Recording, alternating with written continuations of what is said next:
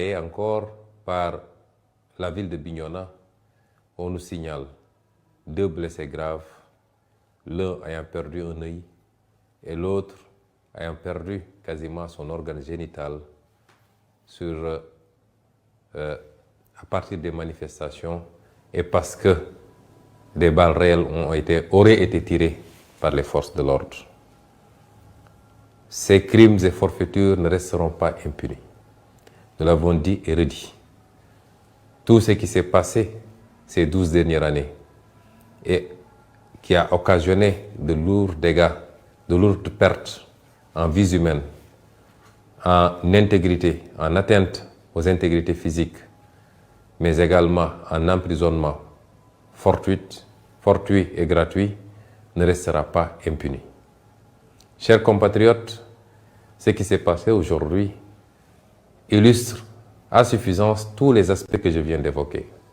D'abord, ce qui s'est passé le matin en quittant mon domicile, où encore une fois, les forces de défense et de sécurité ont obstrué le passage pour essayer de nous imposer une trajectoire, un itinéraire, ce que nous avons refusé, allant jusqu'à heurter des véhicules de notre convoi.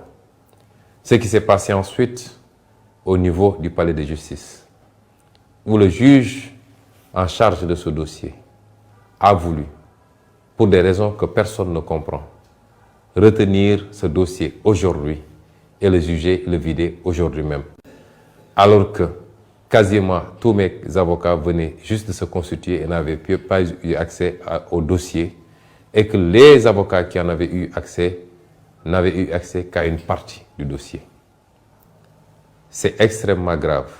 C'est d'autant plus grave que le juge n'a présenté comme motivation à cette attitude que le fait qu'à chaque fois que Ousmane Sonko était convoqué, l'État a été obligé de mobiliser toutes les forces de sécurité et de défense, et que ça a coûté très cher à l'État sénégalais.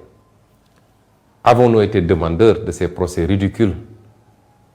Sommes-nous les instigateurs de ces complots et de ces manipulations dont la seule visée est d'obtenir une condamnation pouvant empêcher Ousmane Sonko d'être candidat pour l'élection présidentielle du 25 février 2024.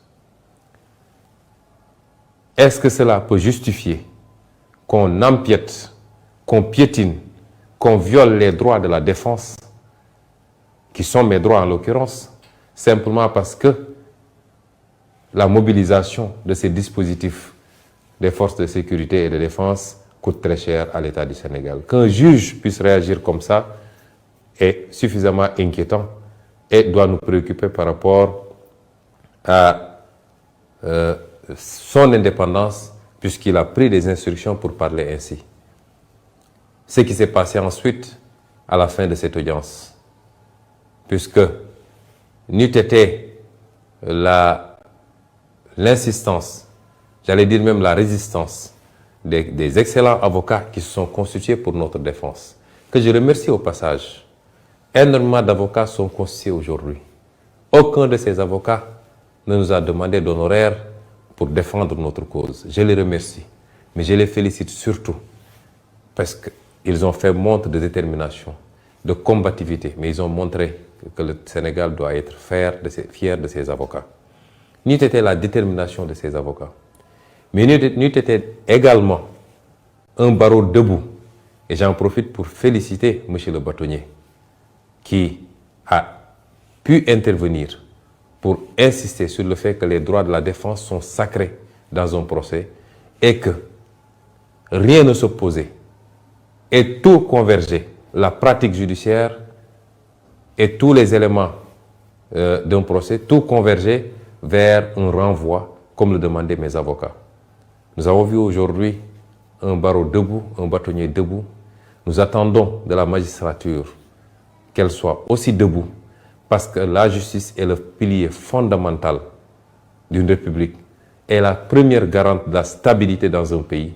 Une justice couchée est un danger pour l'équilibre social, politique, économique, politique, géopolitique d'un pays.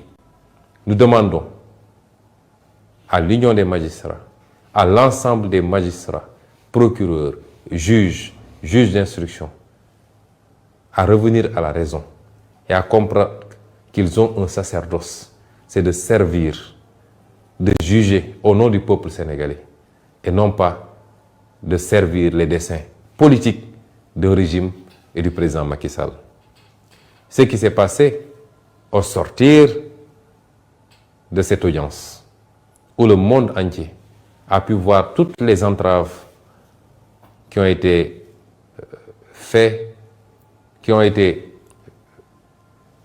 faites sur mon convoi, que des forces de défense et de sécurité aient mobilisé des engins lourds pour bloquer le convoi, essayer de lui imposer encore une fois un itinéraire qui n'était pas le nôtre, vouloir impérativement nous faire passer par le tunnel de Soumbédioune, où il y avait un piège puisqu'il y avait des nervis du régime qui étaient positionnés de part et d'autre de ce tunnel, équipés au même titre que les forces de l'ordre de grenades lacrymogènes et d'armes. Ces forces de l'ordre ont voulu nous forcer à passer sous le tunnel, alors que rien ne s'opposait à ce qu'on puisse passer au-dessus du tunnel. C'est cela qui a amené le blocage du convoi, léger de grenades lacrymogènes, et c'est ça qui nous a amené à la situation que vous avez vécue. Ces mêmes forces de défense et de sécurité ont voulu m'imposer de sortir de mon véhicule pour entrer dans de leurs engins blindés. Ce que j'ai formellement refusé parce que j'ai quitté mon domicile en citoyen libre, à bord de ma voiture, accompagné de ma sécurité, pour aller au tribunal. Et je tenais à rentrer dans les mêmes conditions. Ce qu'ils m'ont refusé, allant jusqu'à exercer une violence inédite, inouïe, gratuite sur mon véhicule et sur ma personne. Le monde entier a vu des agents des forces de l'ordre casser la vitre de ma voiture, forcer les serrures pour m'extraire de force de cette voiture et me conduire directement à bord de l'un de leurs fourgons blindés. Ce que rien ne justifiait. Puisque si les forces de l'ordre veulent nous faire croire qu'avec tout ce dispositif qu'ils avaient déployé, ils n'avaient pas les moyens d'escorter notre convoi et de nous conduire à notre domicile, personne ne peut y croire. Le pire, c'est qu'aujourd'hui, on a vu des milices privées se fondre dans les rangs des forces de l'ordre, tirer des grenades lacrymogènes contre les foules sans que ces forces de l'ordre n'interviennent. Ce qui se passe dans ce pays est extrêmement grave. Le régime de Macky Sall entretient une milice privée que tout le monde connaît et reconnaît, que nous connaissons, que nous avons identifiée, photographiée. Et cette milice, aujourd'hui, commet des exactions contre les populations. Un des acteurs éminents de la société civile a parlé de guerre civile la dernière fois. Certains se sont empressés de s'acharner contre lui. Mais le président Macky Sall nous conduit directement vers une situation désastreuse parce que personne n'acceptera de se laisser tirer comme des lapins par des milices privées entretenues par le régime du président Macky Sall. J'en appelle donc à l'ensemble du peuple sénégalais. J'en appelle à la communauté internationale pour vous dire que celui qui s'est présenté à vous comme un démocrate, qui a essayé de dépeindre son opposition comme une opposition violente, déraisonnée, est le seul dictateur, le seul violent, le seul haineux qui existe aujourd'hui au Sénégal. Le Sénégal est un grand peuple qui a jusqu'à présent résisté à tous les soubresauts, qui n'a jamais connu, qui n'a jamais été traversé par des considérations liées à l'ethnie, à la race, à la région d'appartenance. C'est seulement sous le régime du président Macky Sall qu'on a commencé à entendre ces discours haineux. Je veux dire à cette communauté internationale et au peuple sénégalais que cette obsession pour le pouvoir et pour un troisième mandat est en train de mener le président Macky Sall et son régime à franchir la ligne rouge qu'aucun président avant lui n'avait franchie dans ce pays. Celle-là qui nous conduit vers la déstructuration du tissu social. Il est temps d'arrêter le président Macky Sall. Dès demain, nos avocats qui sont en train de travailler sur les suites à donner à tout cela déposeront certainement des plaintes, même si on n'a pas espoir, vu ce qui se passe dans la justice sénégalaise. Mais certains comportements et certains crimes ne sont pas prescriptibles. Contre tous les acteurs qui ont été mêlés à ces exactions, à commencer par le ministre de l'Intérieur, les généraux et chefs de la police qui sont mêlés à qui sont les donneurs d'ordre, les commissaires et autres commandants qui y sont directement mêlés, des plaintes seront déposées parce que nous ne laisserons pas passer de telles attitudes qui ne relèvent pas d'une police nationale, mais qui sont des attitudes de banditisme. Comment pouvez-vous imaginer qu'un grand avocat comme Maître Clédor Ciré Ly, l'un des meilleurs d'Afrique de l'Ouest, procédurier et pénaliste, ait été brutalisé, extrait de force de la voiture pour être conduit dans un fourgon blindé? Comment pouvez-vous expliquer qu'un avocat qui a plus de 42 années de barre comme Kawsu Kaba Bodian, plus de 80 ans, soit aujourd'hui brutalisé, qui ne présentait aucun risque, aucune menace pour ses forces de défense et de sécurité? Comment pouvez-vous expliquer ça? Qu'est-ce qui peut justifier ces actes gratuits de violence et de vandalisme policier sur ordre du président Macky Sall et de son ministre de l'Intérieur? Ce qui se passe au Sénégal est suffisamment grave pour alerter tous les démocrates, alerter tous les républicains, alerter le monde entier, puisque depuis des années, les droits et libertés sont piétinés. La démocratie est à l'agonie. Je féliciterai et je remercierai tous les acteurs politiques, tous les acteurs de la société civile qui se sont offusqués de cette situation, parce qu'on sort carrément du cadre de la politique. Je veux dire aux Sénégalais que nous sommes en train de nous approcher dangereusement de la ligne rouge. Et celui qui n'en est pas conscient devrait prendre conscience parce qu'il est temps. Celui qui en est conscient et qui observe en spectateur doit comprendre qu'il ne sera pas épargné si cette situation parvenait à arriver à cette ligne rouge. Je voudrais également dire qu'on ne peut pas arrêter la mer avec ses bras.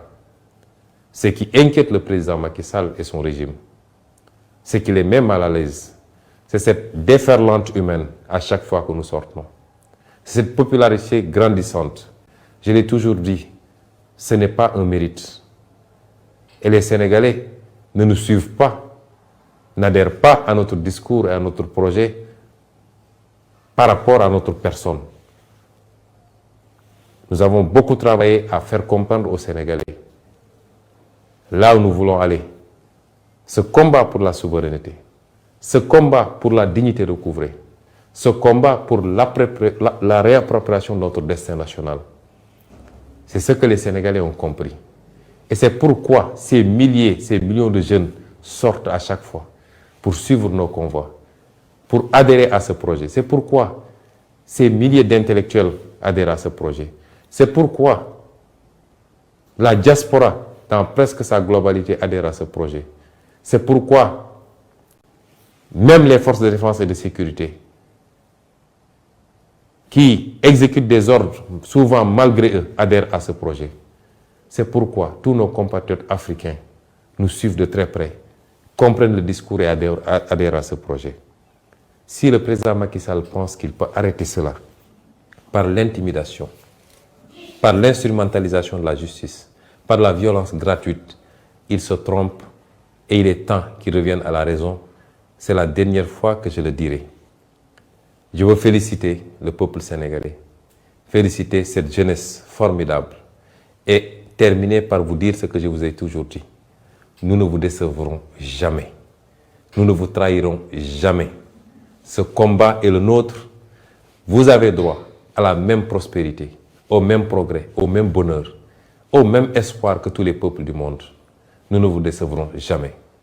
Je terminerai enfin par souhaiter au peuple américain une bonne fête d'anniversaire.